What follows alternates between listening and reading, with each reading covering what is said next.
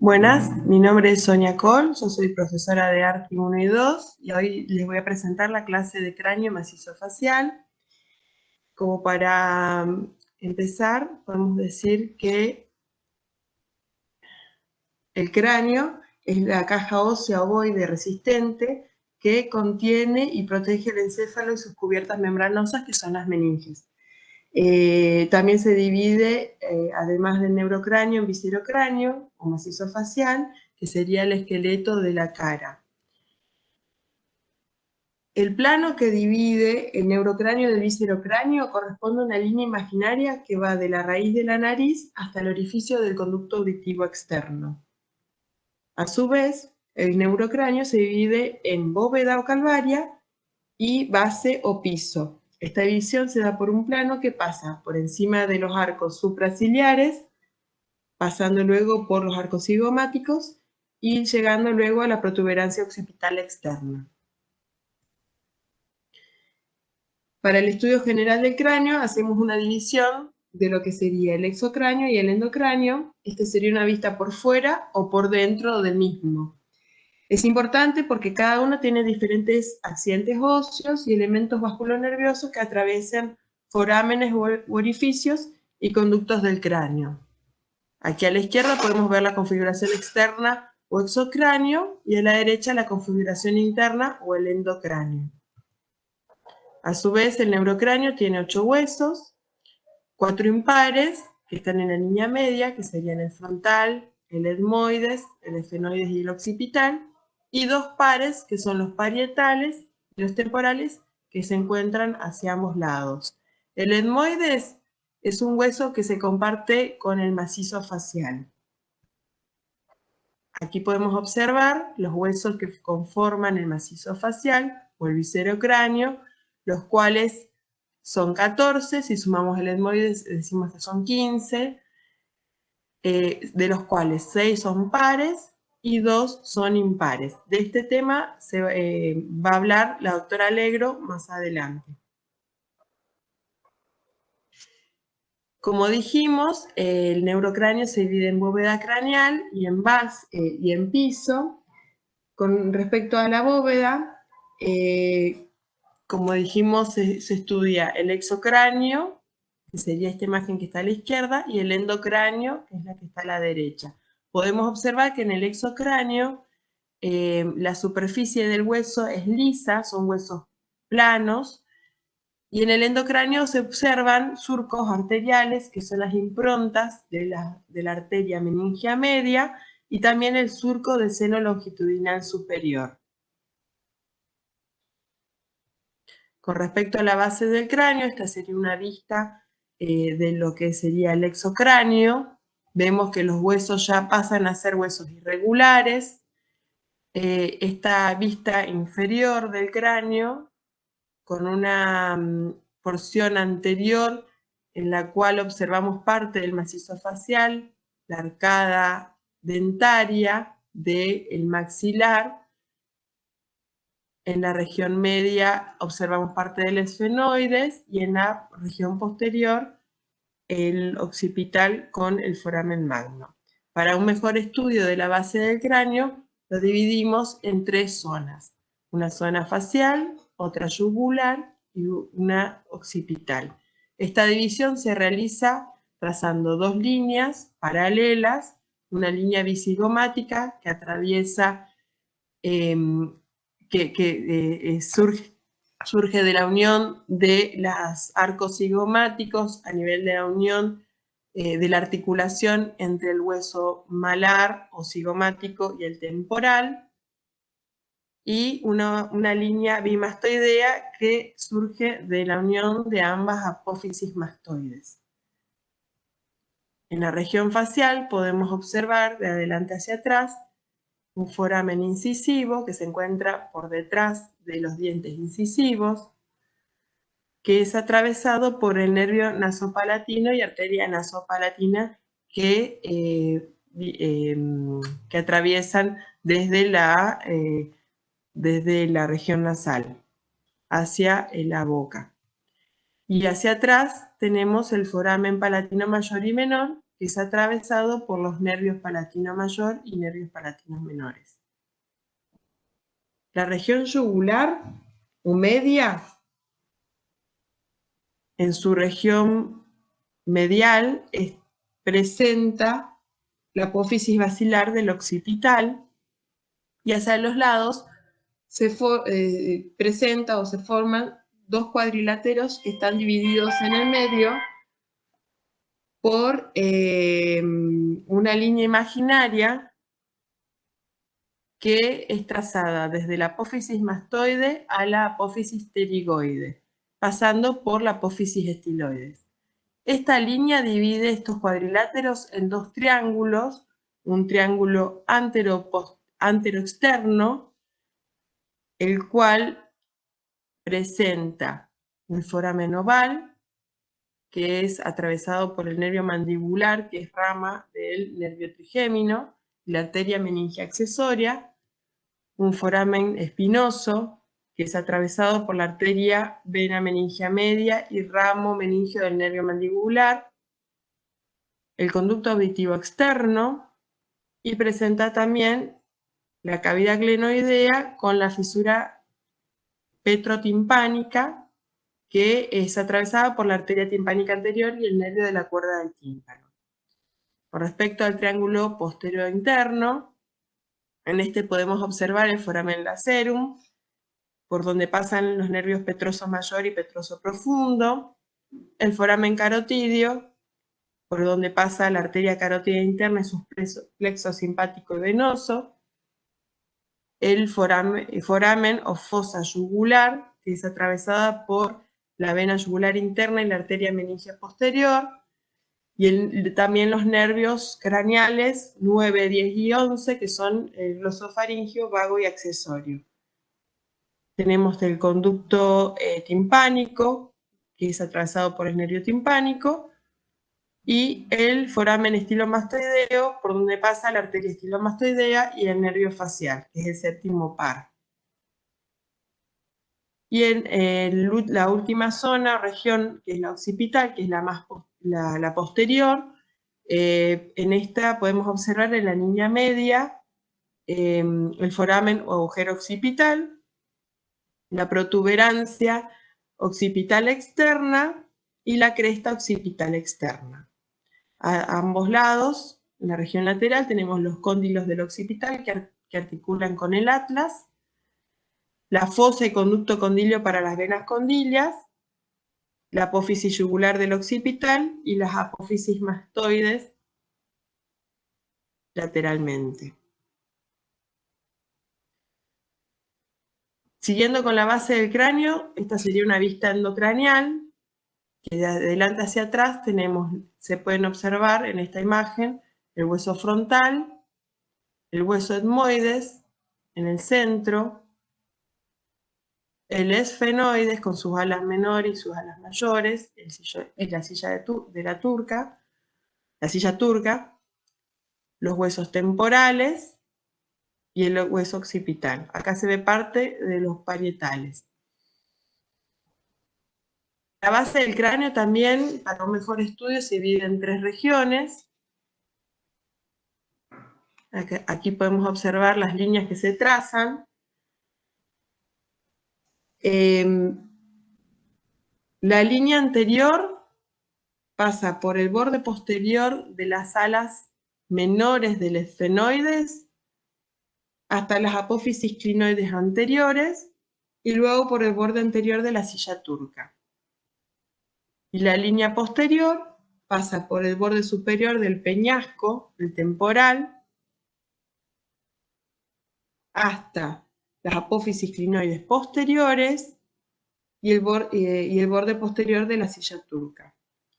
Así trazamos estas dos líneas y formamos tres fosas. La fosa cerebral anterior, que es la más elevada, que está formada por el hueso frontal, como dijimos, la porción orbitaria, el hueso etmoides, en el cual podemos observar la crista gali y las apófisis y las láminas cribosas, y las alas menores del esfenoides, en la región posterior de esta fosa. La fosa cerebral media, que tiene forma de mariposa, presentando a nivel central la silla turca y a ambos lados las alas mayores del esfenoides y la región, la porción escamosa de los huesos temporales. En la región posterior, parte de la porción petrosa de los huesos temporales. En esta fosa podemos observar a nivel de las alas mayores del esfenoides una semiluna que es atravesada por 4 forámenes que los vamos a describir en la próxima imagen, que podemos observar mejor sus nombres y vamos a ver qué estructuras atravesan a través de ellos, que serían los que se encuentran a este nivel. Bueno, y la fosa posterior, que es la mayor, la más grande y la más deprimida o la más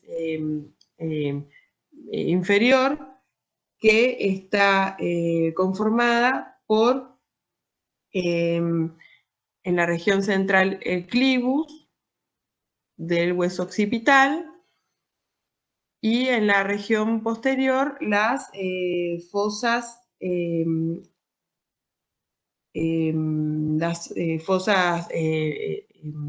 del cerebelo, que alojan el cerebelo. Y en la región central tenemos el foramen magno, que es atravesado por la médula espinal. Esta es la imagen que nombré recién. Aquí podemos ver todos los accidentes o forámenes que atraviesan el piso de la base del cráneo. En la fosa anterior tenemos el foramen ciego, que tiene relevancia en la vida, en la etapa fetal, que es atravesado por vasos en esa etapa. Ya en adultez pierde la relevancia, la crista gali del etmoides, la lámina cribosa, que es atravesada por filetes del primer nervio craneal, que es el olfatorio.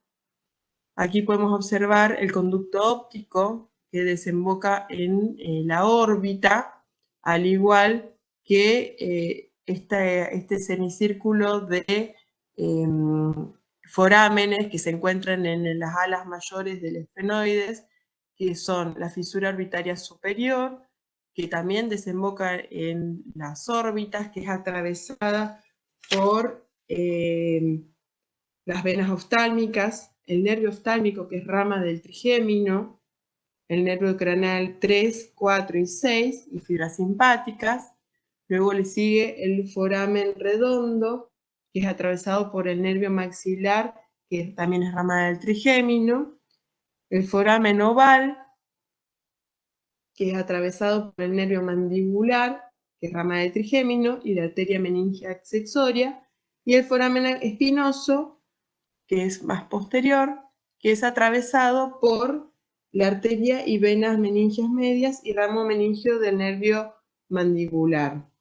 Con respecto al foramen rasgado, que se encuentra a este nivel, que es atravesado por el nervio petrosa profundo y algunas ramas de la arteria meningia media y venas pequeñas, en una persona viva está cerrado por la lámina cartilaginosa.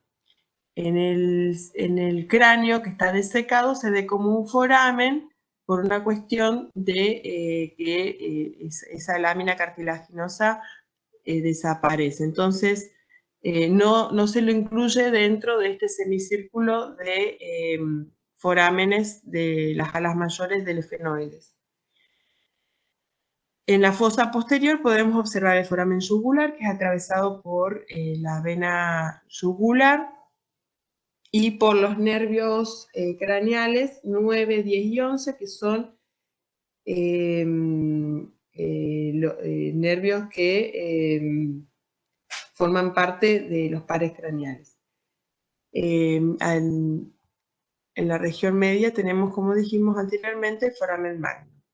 Y bueno, teniendo en cuenta la arquitectura de los huesos del cráneo, vemos que la mayoría, y sobre todo a nivel de la bóveda o la calota, son huesos planos, que contienen una tabla externa que es más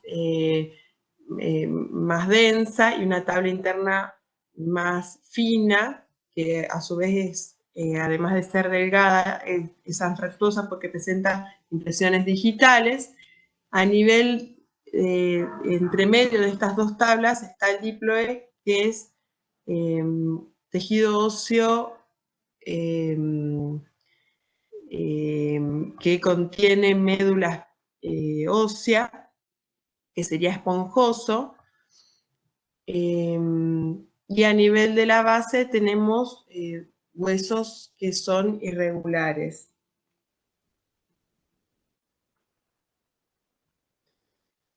También hay huesos que están neumatizados, que contienen celdillas, que contienen aire.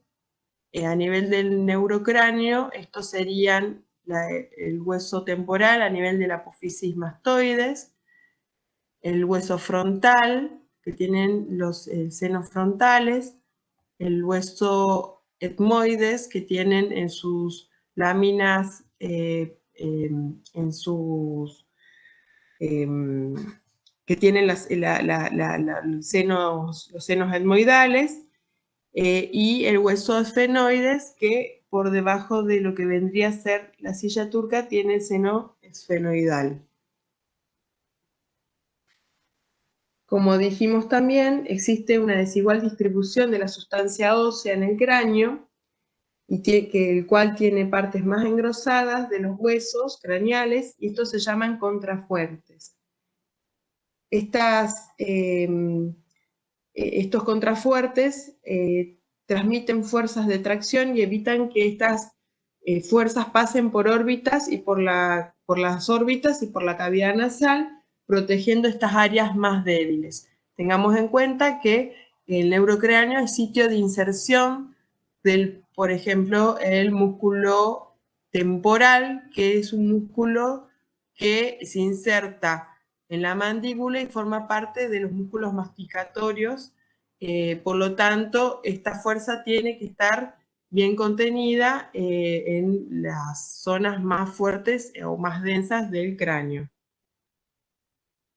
Con respecto a las suturas, que serían las articulaciones entre los huesos del cráneo y los puntos craniométricos, que tienen una finalidad de estudio antropométrico, esta línea verde que se traza entre el hueso frontal y los huesos parietales es llamada la sutura coronal. Entre medio de los huesos parietales tenemos la sutura sagital, y la unión entre los parietales y los huesos temporales con el occipital es la llamada sutura lamboidea. Con respecto a los puntos craniométricos, este círculo amarillo, que es la unión de la sutura sagital y la lamboidea, es el punto llamado lambda, y la unión de la sutura coronal con la sagital es el brecma. Tenemos también en una vista lateral del cráneo dos puntos que son el asterion, que tiene forma de estrella, que es la unión de tres huesos, que son los parietales, el temporal y el occipital, y el pterion, que es la unión de cuatro huesos y tiene una forma de H, que es la unión del frontal, el parietal, el temporal y el ala mayor del esfenoides. Sabemos que esta región, que está cubierta por músculos, es una región que es muy débil y de las más finas del cráneo. El nasion es la región craniométrica que corresponde a la depresión de la nariz, y la glabela es la protuberancia del hueso frontal. Y bueno, como para un pantallazo general de lo que son los pares craneales, Sabemos que los pares craneales, también llamados nervios craneales, son 12 pares de nervios que surgen directamente del cerebro o a nivel del tronco del encéfalo. Estos se distribuyen a través de los agujeros que nombramos previamente, de la base del cráneo, y se dirigen hacia la cabeza, cuello, tórax y abdomen. ¿Cuáles son los nervios craneales? Bueno, dijimos que son 12, vamos de adelante hacia atrás, el nervio olfatorio, que corresponde al primer nervio craneal, el nervio óptico, que es el segundo nervio craneal, el oculomotor, que es el tercero, el troclear, que es el cuarto, el trigémino, que es el quinto, el abducens, que es el sexto, el facial, que es el séptimo, el vestíbulo coclear, que es el octavo, el glosofaringeo, que es el noveno, el vago o neumogástrico, que es el décimo, el accesorio, que es el 11º, y el hipogloso, que es el 12º. Esta distribución va de adelante hacia atrás, con respecto al origen aparente. El origen real corresponde a dónde están ubicados los núcleos, y esto va a ser diferente de acuerdo a la función que cumplan, porque sabemos que estos nervios tienen, al igual que el resto de los nervios espinales, tanto pueden función motora, que son una función eferente, o función sensitiva, sensorial, que es aferente. También tenemos nervios craneales mixtos. Así que bueno, con esto terminamos la primera parte y continúa la próxima, la doctora Alegro, con lo que sería el viscerocráneo.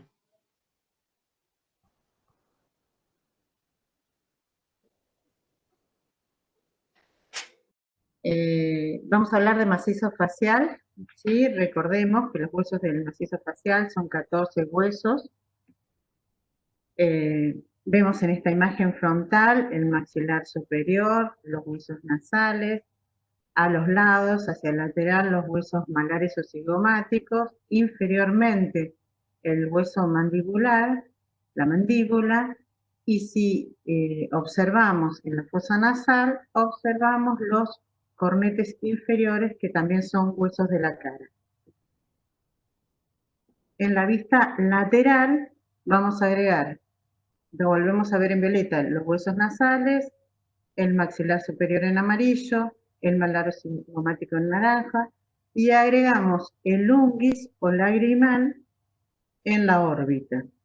Vamos a detenernos un poco en la mandíbula, que tiene una rama horizontal, una rama vertical, que entre la rama horizontal y la rama vertical tenemos el ángulo.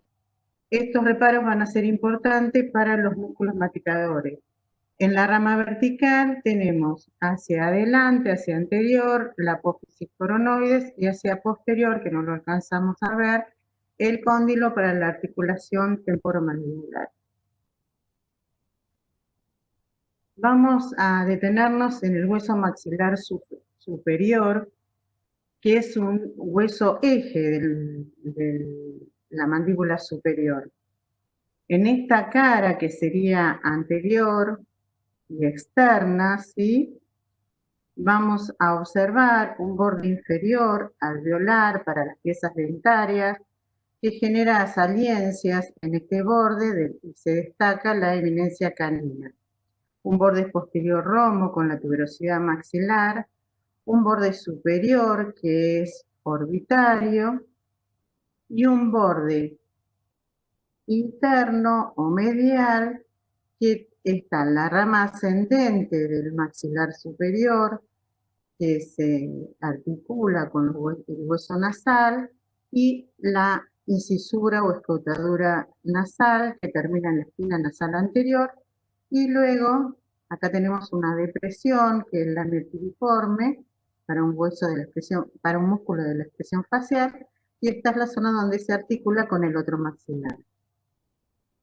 Si observamos la cara medial del hueso maxilar, en la imagen de la izquierda, vemos que es un hueso neumatizado, que tiene el seno maxilar con este gran ósculo del seno maxilar. Tiene varios procesos, la rama ascendente, con una cresta etmoidal, una cresta turbinal, donde se va a insertar el cornete medio, una cresta conchal o cresta turbinal inferior para el cornete inferior,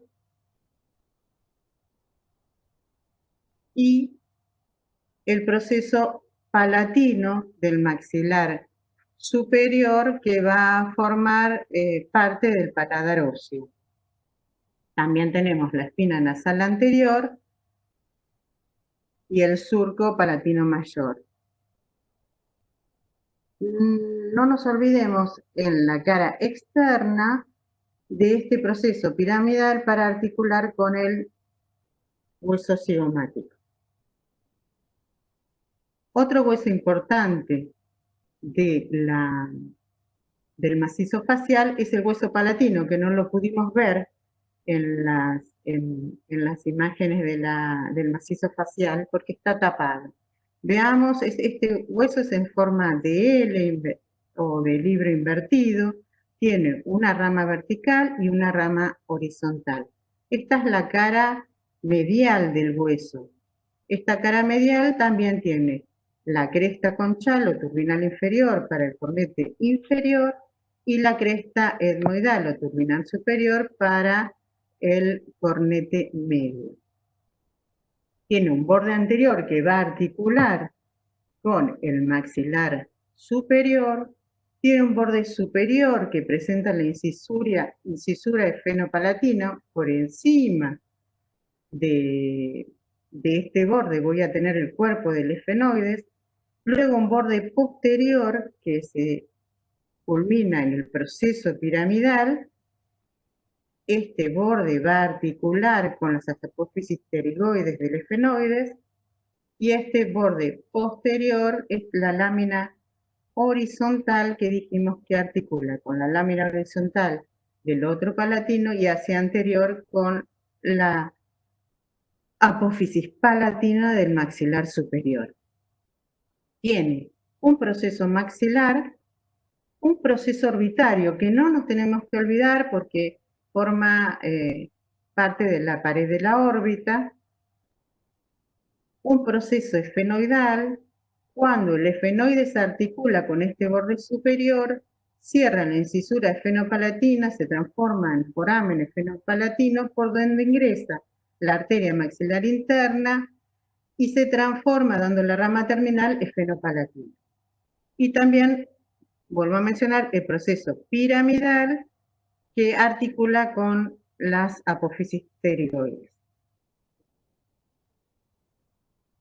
Esta es la cara externa del hueso palatino que no vimos en las imágenes de cara, ni laterales ni frontales, porque está tapado por la tuberosidad del maxilar y por las apófisis pterigoides. Esto forma la fosa pterigoidea maxilar, donde pasa la arteria maxilar interna y el nervio maxilar. Vemos acá, por último, del palatino, una imagen posterior donde vemos el borde posterior de la lámina vertical que va a articular con las apófisis pterigoides y el proceso piramidal que articula también con estas apófisis y la lámina horizontal que va a formar parte del paladar óseo. Acá vemos cómo articulan el maxilar superior con el palatino formando el paladar óseo. Esta es una vista medial, esto es anterior, superior, posterior e inferior. Acá tenemos la apófisis palatina del maxilar superior y la lámina horizontal del palatino, que forman el paladar óseo, constituyen el piso de la fosa nasal y el techo de la cavidad bucal. Esta flecha nos marca la cresta turbinal inferior, tenemos la del maxilar y la del palatino, Ahí luego vamos a ver cómo se inserta el cornete inferior, obliterando el ostium del seno maxilar, la cresta tibinal superior para el cornete medio. Esta es una imagen de la bóveda de la cavidad oral, con los espacios alveolares, con las peces dentarias, con la apófisis las dos apófisis palatinas del maxilar superior, las dos láminas horizontales del palatino. Vemos también las apófisis pterigoides y hacia el lateral el malar, que luego se va a articular con la apófisis cigomática del temporal. En cráneo y en cara hay regiones comunes como la órbita, las fosas nasales, la fosa cigomática, la pterigomaxilar, que es la que oculta el palatino en la cara externa y por donde pasa la arteria maxilar interna antes de entrar en las fosas nasales, la fosa pterigoidea que vemos acá, entre las dos láminas de las apófisis pterigoides, entre la lámina medial y la lámina lateral, que va a dar inserción al músculo pterigoideo medial de los músculos masticatorios y al tensor del paladar blando. También podríamos observar las coanas, ¿sí? Y vemos los cordones inferiores y los medios, ¿sí? El tabique de las fosas nasales, formado por el vómer, la lámina vertical, horizontal del palatino, ¿sí? La lámina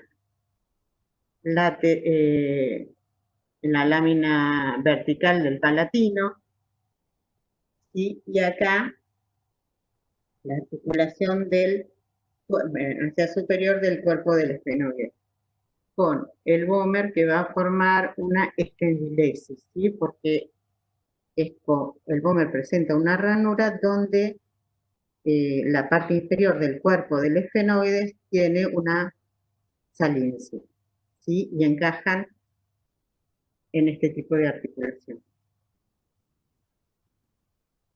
Entonces hablemos de una de esas cavidades, que es la órbita. La órbita se ubica a los lados de las fosas nasales, por debajo de la fosa cerebral anterior, por encima del seno maxilar.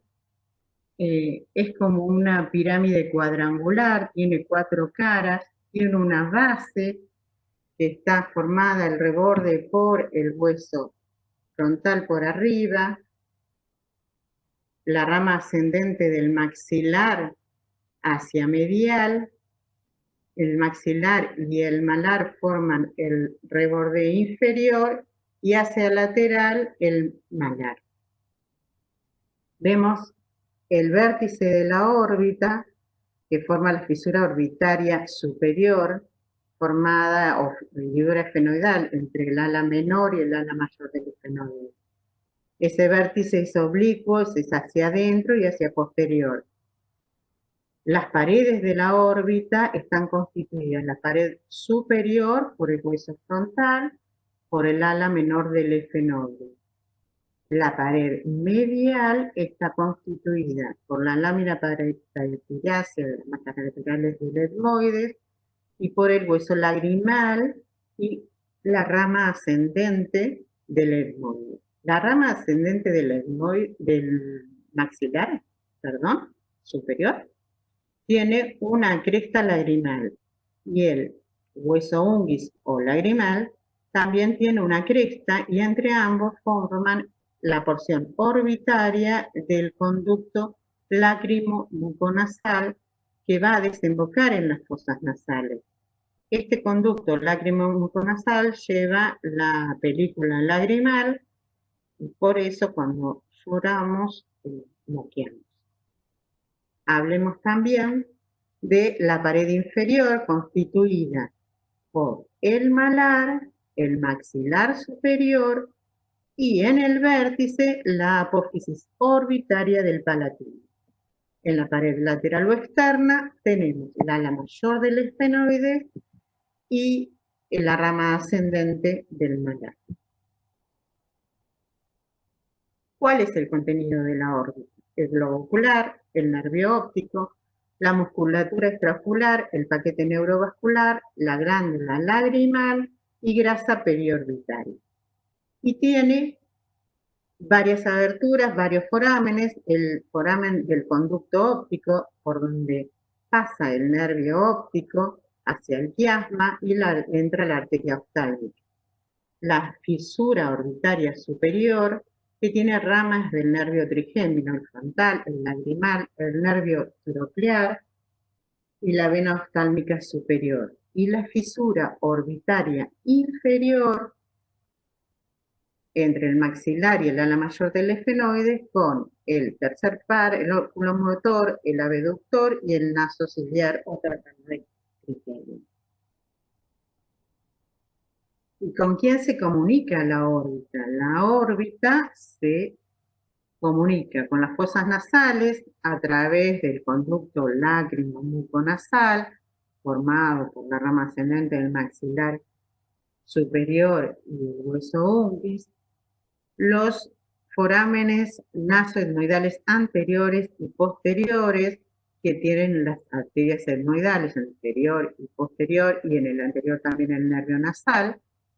También se comunica con el cráneo a través del agujero óptico, con el hueso esfenoidal por la hendidura esfenoidal y la hendidura esfenomaxilar o fisura orbitaria, donde entra a través del redondo mayor el nervio maxilar, que luego sale al exterior, la piel de la cara, por el agujero infraorbitario, hacia exterior. También tenemos el conducto malar, que lleva al nervio temporomalar en el maxilar superior. Otra de las cavidades es las fosas nasales. Las fosas nasales están ubicadas entre ambas órbitas y a los lados también del seno maxilar, por encima de la cavidad bucal. Es la vía de entrada, la puerta de las vías aéreas superiores. Si observamos este corte frontal, podemos ver que las órbitas tienen, las fosas nasales tienen una pared lateral, una pared medial, un techo, un piso y dos aberturas. La abertura piriforme o escotadura nasal a nivel óseo, las narinas a nivel de la nariz, una para cada fosa nasal, y hacia posterior las coanas que desembocan en la rinofaringe. Hablemos entonces de cómo está constituido en este corte sagital a nivel del tabique el techo de la fosa nasal. Lo constituyen el hueso nasal, el frontal, la lámina cribosa del etmoides, que está perforada por la filete del nervio olfatorio, y el cuerpo del esfenoide. La pared medial de cada fosa nasal, el tabique nasal, está constituida por la lámina perpendicular del etmoides y por el vómito. Por delante, el cartílago. Y el piso de la fosa nasal está constituido por la apófisis palatina del maxilar superior y la porción horizontal del palatino. Veamos ahora la pared externa. Acá la pared no vemos el foramen, el ostium del seno maxilar, que está cubierto por el cornete inferior, que se insertó en la cresta turbinal inferior del maxilar y del palatino. ¿Sí? Esta pared externa está constituida por 6 huesos, ¿sí? el maxilar, el etmoide, el cornete inferior, el palatino y el efenoide. Y el que no observamos tampoco es el unguio.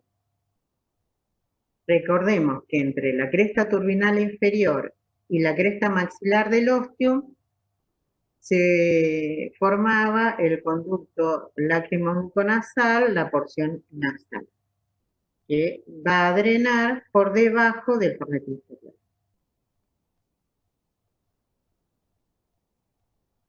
Ahora vamos a fijarnos en este diagrama del etmoides, donde observamos la lámina horizontal, la lámina vertical o perpendicular con la apófisis cresteralis, aquí tendríamos la fosa cerebral anterior, las masas laterales del etmoides con las semicendillas y los cornetes, superior y media, que son dependencia del etmoides. El inferior estaría articulando no en el etmoides, sino en el maxilar y el palatino. Pero este esquema nos sirve para describir el espacio que tenemos entre la lámina lateral y la cara inferior de los cornetes. Este espacio se llama meato, este espacio aéreo de las fosas nasales. Y es importante los meatos porque son la desembocadura de los senos paranasales. Entre el cornete superior, su cara superior, y la lámina cribosa del etmoides, se llama ático o techo. Entre el cornete superior y el medio tenemos el meato superior, entre el medio y el inferior de este espacio aéreo es el meato medio, y por debajo del cornete inferior el meato inferior. Ya habíamos hablado un poquito de los senos paranasales, los recordamos. Tenemos el hueso frontal con dos senos paranasales en forma de mariposa. Tenemos las celdillas etmoidales, que hay anteriores y posteriores, el seno efenoidal y el seno maxilar, que es el más grande. Los senos paranasales, estas cavidades neumáticas de los huesos, el frontal, el etmoides, el efenoides y el maxilar superior, están revestidos por mucosa, y la función es calentamiento y humidificación del aire que entró en la vía aérea. También es caja de resonancia de la voz, y además lo que ya se había mencionado de la reducción del peso del cráneo. Ya sabemos cuáles son los senos, y en estas representaciones vemos el seno efenoidal, las celdillas etmoidales posteriores, las celdillas etmoidales anteriores, el seno frontal y el seno maxilar, que están al mismo nivel. Y en este esquema observamos que los senos más posteriores drenan más arriba. El efenoidal en el ático, las celdillas etmoidales posteriores en el meato superior, el seno frontal, las celdillas etmoidales anteriores, el seno maxilar en el meato medio, y por debajo del cornete inferior en el meato inferior no drena un seno, sino el conducto lacrimobuconasal. En macizo facial también hablamos de los músculos de la masticación. Tenemos 4 músculos masticadores propiamente dichos, 2 superficiales, el temporal y el macetero, y 2 más profundos, el pterigoideo medial y el pterigoideo lateral. El temporal es un músculo triangular que se implanta en la fosa temporal y va a la cara medial de la rama vertical de la mandíbula. El macetero va de la porción maxilar de la apófisis cigomática al ángulo en la rama vertical de la mandíbula. Es un músculo cuadrado, carnoso, corto. Y los profundos tenemos el pterigoideo medial, que va desde la lámina lateral de las apófisis pterigoideas y del proceso proximal piramidal palatino y la tubulosidad maxilar, hacia la cara interna del ángulo y de la rama, la cara medial de la rama vertical de la mandíbula. Es un espejo del músculo macetero. El pterigoideo lateral va desde la cara infratemporal y la cresta del ala mayor del efenoide y la cara lateral también de la apófisis pterigoide a la articulación temporomaxilar y por debajo del cóndilo. Los laterales, si se contraen unilateralmente, pueden lateralizar la mandíbula. Los pterigoideos ayudan a la protrusión de la mandíbula y todos los músculos lo que hacen es elevar la mandíbula. También participan de la masticación el vientre anterior del digástrico, el milloideo y el gemilloideo. Pero el macizo facial, la cara, nos da la interfaz de comunicación a través de los músculos de la expresión facial. La característica común, las tres características comunes que tienen estos músculos es que son músculos inervados por el nervio facial, tienen algunas de sus inserciones pueden ser a la dermis o aponeurosis y están alrededor de las cavidades de la cara. Entonces podemos hablar, alrededor de la órbita tenemos el músculo occipito frontal que se inserta posteriormente en la protuberancia occipital externa y en la línea occipital superior, se une a la aponeurosis epicraniana y a nivel frontal se inserta en el reborde orbitario y se une también a la aponeurosis epicraniana. Este músculo es el que arruga la frente, es el que da la expresión de sorpresa. También tenemos el orbicular del ojo, que tiene una porción orbitaria y una porción palpebral. La porción orbitaria es la que se inserta en el reborde orbitario.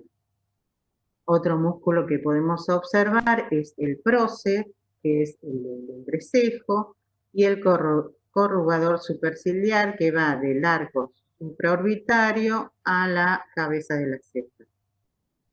A nivel de las fosas nasales tenemos el nasal o transverso de la nariz, que las dos inserciones son dérmicas. También tenemos un dilatador del ala de la nariz, un elevador del ala de la nariz y del labio superior y un depresor del tabique.